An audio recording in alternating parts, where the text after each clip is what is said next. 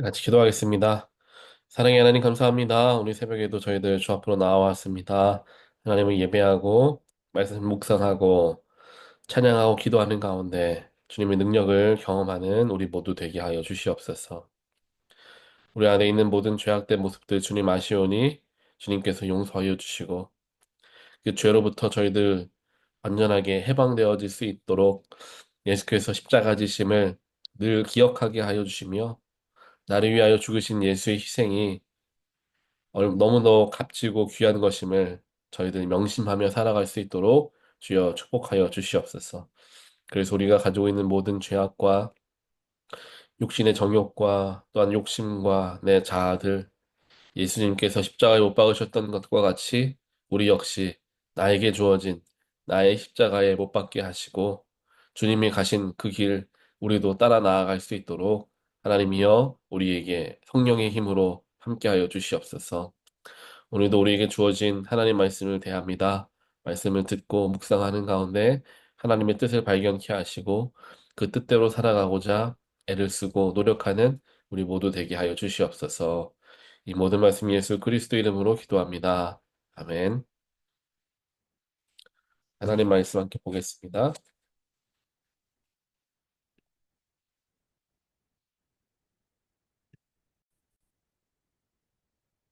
주신 하나님 말씀 민수기 14장 39절부터 45절입니다.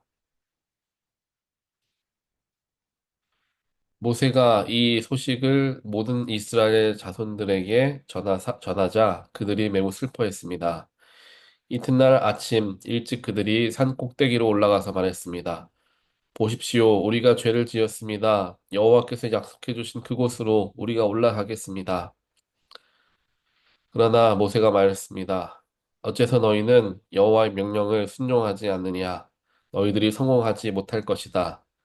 여호와께서 너희 가운데 계시지 않으시니 올라가지 말라. 그러지 않으면 너희가 적에게 지고 말 것이다.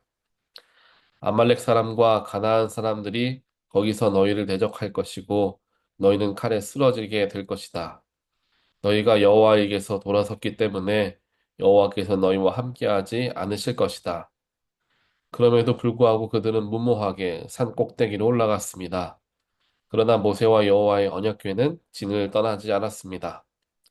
그 산에서 살고 있던 아말렉 사람들과 가나안 사람들이 내려와서 그들을 공격하여 호르마에 이르기까지 쳐 부수었습니다.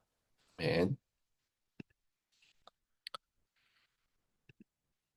어제 말씀에 이어서 오늘 하나님께서 이스라엘 백성들에게 모세를 통하여 말씀하셨던 그 내용의 말씀이 어제 어제 듣게 되었잖아요. 이스라엘 백성들이 듣게 되었습니다. 그 이야기가 결국 무엇이었느냐? 하나님께서 이스라엘 백성들이 원망하고 불평했기 때문에 너희들이 결국 가나안 땅에 들어가지 못할 것이다. 라고 이야기를 했습니다. 원망하고 불평한 내용이 무엇이었습니까? 정탐꾼들 중에서 10명의 정탐꾼들이 이야기했던 대로 가나안 땅의 백성들은 너무도 장성하여서 우리가 싸워 이길 수 없다라는 그 이야기를 듣고 많은 사람들이 이제 전쟁을 두려워하고 하나님을 불평하고 원망하기 시작하였습니다. 우리가 어떻게 그 가나안 사람들과 싸우라고? 우리는 아무런 어, 군사들도 많지 않은데 어떻게 이길 수 있겠느냐? 이렇게 원망하고 불평하였던 이스라엘 백성들을 하나님께서 진노하시며 그들에게 벌을 내리시죠. 그래서 너희들 중에 여호수아와 갈렙 이외에 광야에 애굽에서부터 나온 1세대 들은 이스라엘에 들어갈 수 없다라고 말씀을 하셨죠. 그 이야기를 들은 이스라엘 백성들이 그제서야 정신을 차립니다. 아, 우리가 잘못 생각했구나. 우리가 잘못했구나. 라고 하면서 보인 반응이 바로 오늘 민수기 14장 후반에 있는 말씀입니다. 오늘 말씀을 보니까 그 소식을 듣고 이스라엘 백성들이 매우 슬퍼했다라고 이야기를 합니다. 그럴 수밖에 없겠죠. 자신들의 최종 목표지는 이제 가나안 땅에 들어가서 이제 좀 편안하게 살아가는 건데 그 모든 소망과 계획이 다 깨져버리고 말았던 겁니다. 이와 같이 우리에게도 계획하고 준비하였던 것들이 깨어지고 사라지게 되는 경우들을 경험하게 됩니다. 그때 우리에게 처음 다가오는 감정은 슬픔이죠. 슬픈 마음이 찾아옵니다. 우리가 무엇인가 목표를 가지고 끝까지 나아가고자, 거기까지 나아가고자 힘을 썼는데, 그것이 이루어지지 못할 것이다. 라는 그러한 것을 알게 되었을 때, 그 속에 당연히 슬픔이 찾아오죠. 하지만 이스라엘 백성들은 조금 더 어리석게도 자신들이 소망하는 것을 끝까지 붙잡고 바라보며 그곳으로 가기 위해서 최대한의 애를 쓰면서 나아갔어야 했는데 그들은 그렇지 못했다라는 거예요. 그들이 어려움을 당할 때마다 광야의 길에서 힘든 일들이 찾아올 때마다 원망하고 불평하고 그 자리에서 다시 돌아가서 이집트로 돌아가자 한마디로 뭐 하나님은 협박하는 거죠. 나 돌아갈 거예요. 이런 식으로 어린 아이들과 같은 그런 모습을 이스라엘 백성들이 너무나 많이 보였다라는 것입니다. 목표를 정하고 거기까지 나아가겠다라는 마음을 먹었으면 하나님과 딱 달라붙어서 정말 거기에 들어갈 때까지는 내가 최선을 다해서 정말 나아가겠다. 내가 다른 거 신경 하나도 안 쓰고 그 목표를 이루기 위해서 하나님과 힘쓰며 동행하겠다. 이렇게 다짐해도 부족할 수 있는 판에 그들은 자꾸만 원망하고 자꾸만 불평하고 하나님이 인도하고 계시는데도 불구하고 그들은 자기 뜻대로 생각하며 하나님을 협박하는 등 굉장히 어리석은 모습을 보인다라는 거예요. 이러한 모습들이 우리에게 찾아온다라는 것입니다. 분명히 하나님께서 선한 길로 우리를 인도하시고 분명한 소망함을 가지시면서 우리를 이끄십니다. 그 이끄시는 그 모든 과정들 속에서 비록 그 어려움들이 있을 수밖에 없죠. 산 정상에 이르는데 어떻게 순탄한 길만 우리가 만날 수 있겠습니까? 힘들고 어렵고 가파른 길도 있고 조금은 편한 길도 있는 것이 상 정상에만 오르는 것만 하더라도 우리 다들 경험하지 않습니까? 하지만 우리가 산 꼭대기에 올라가면서 물론 힘이 들긴 하지만 왜 이렇게 가파른가? 왜 이렇게 땅이 거친가? 이렇게 원망과 불평만 하는 사람하고 같이 산행을 한다고 생각해 보십시오. 옆에 있는 사람이 참 힘들 거예요. 산 꼭대기에 올라가면은 참 좋으니까 우리 같이 올라가자. 누구를 초대했어요. 그래서 그 친구와 함께 산에 올라갑니다. 그런데 그 친구가 계속 불평만 하고 힘들고 어렵고 왜 이렇게 힘든 대로 나를 데리고 왔느냐? 나 그냥 지금 내려가면 안 되느냐? 이런 소리를 계속 하고 있다라고 한다면 그 좋은 곳을 보여주기 위해 초대했던 친구의 마음이 어떻겠습니까? 너무나 아프죠. 슬프죠. 좋은 곳을 보여주려고 했는데 이 친구는 힘들기만 하다라고 이야기하니까요. 하지만 어떤 친구들은 이런 반응을 보이는 친구들도 있을 겁니다. 아, 이런 데 데려와줘서 참 고맙다. 길이 좀 가파르지만 경치를 보니까 참 너무 좋다. 그리고 정상에 오르면 얼마나 기분이 좋을까? 우리 정상에 올라가서 커피라도 한잔 하자. 이러한 긍정적으로 이야기하는 친구가 올라간다면 그 초대한 친구의 마음이 너무나 흡족하겠죠.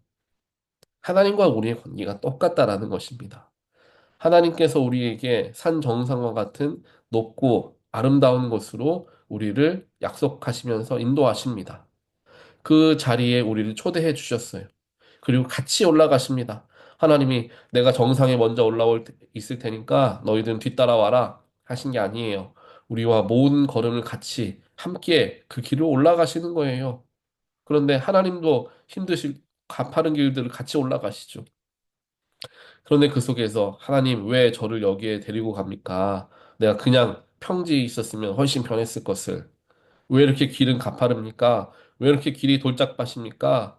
하나님께 원망만 하고 불평만 한다면 하나님이 그래, 그럼 정상에 올라가지 말자. 그렇게 말씀하실 수도 있는 거죠. 오늘 이스라엘 백성들에게 보여주셨던 하나님의 모습이 바로 이와 같습니다. 그럼 너희는 산에 머물다가 그냥 죽게 될 거다라는 거나 마찬가지죠.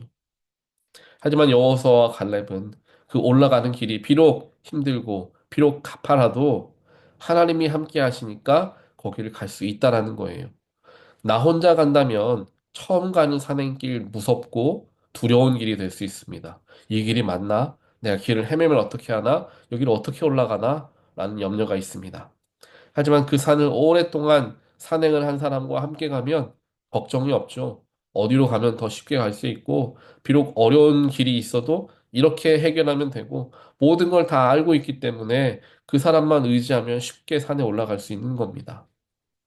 하나님과 동행하기 때문에 비록 어려워 보이는 일이 있어도 하나님이 해결할 방법을 알려주실 것이기 때문에 여호수아와 갈렙은 그 속에서 낙심하지 않고 오히려 우리가 하나님 의지에서 승리할 수 있다라는 믿음의 고백을 할 수 있었던 거예요.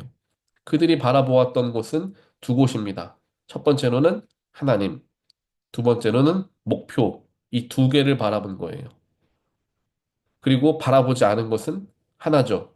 바로 지금 이 힘든 자리, 가난한 사람들이 장성한 것, 큰 것, 그것을, 그것만 바라본 게 아니라 더 집중해서 바라보았던 것은 하나님과 또한 목표지인 가나안 땅, 그것을 바라본 거예요. 그러니까 승리하게 되었죠. 하지만 나머지 10명의 정탐꾼은 하나님도 바라보지 못하고 하나님의 약속하신 산 정상도 바라보지 못한 채 지금 올라가는 와중에 있는 힘든 길, 거기에만 마음을 빼앗겨다 보니까 거기에서 넘어지고 말았다라는 것입니다. 우리 인생도 이와 똑같습니다. 하나님이 인도하시고 이끄신다라는 것을 우리가 신뢰하면서 하나님을 바라보고 또 하나님께서 우리를 이끄시는 목표를 향한 우리의 시선을 끊임없이 지켜보고 바라보아야 한다라는 것입니다. 그래야 지금 이 순간에 찾아오는 어려움도 나와 동행하시는 하나님 때문에 내가 그 길을 안전하게 갈 수 있다라는 신뢰함을 가질 수 있다라는 거예요. 혼자 있는 것 같으면 다들 두렵습니다. 다들 무섭습니다. 하지만 하나님과 함께 한다라는 것을 내가 느끼면 두려워하지 않게 되는 거죠. 그래서 우리 가운데 두려움이 찾아올 때, 우리 가운데 문제가 찾아올 때, 우리가 해야 하는 것은 무엇입니까? 하나님을 찾는 거예요. 하나님을 발견하는 거예요. 하나님 곁에 붙어 있는 거예요. 하나님 어디 계십니까? 내가 주님 곁에 있겠습니다.